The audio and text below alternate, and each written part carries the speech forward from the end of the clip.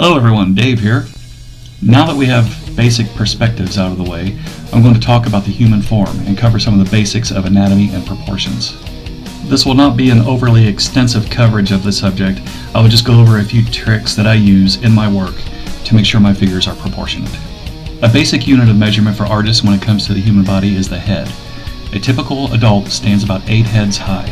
This measurement can change, however, depending on the individual character and stylization of your work. I will cover this more in a later video. For now, let's use this as our standard rule of thumb. The rib cage will be from the 1.5 to 2.5 mark. The belly button will be at the 3 head mark. The pelvis and hips will rest on line 4, and the knees at the 6 head mark. Because the feet are rarely at a perfect 90-degree angle to the calf, especially in comics, I use the ankle joint for the 8 head mark. This makes the lower legs slightly longer than normal, but for my art style and many comic styles, this is acceptable. Shoulder width for men is typically 3 heads wide and 2 to 2.5 heads wide for women. This is mostly determined by the character's physique.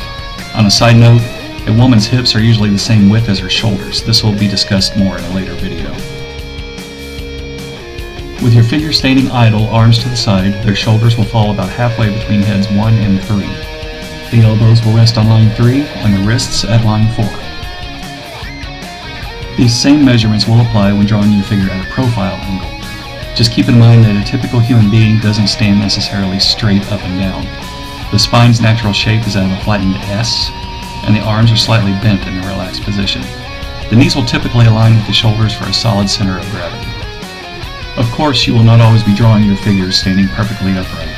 So here are a few tips to remember when drawing your characters.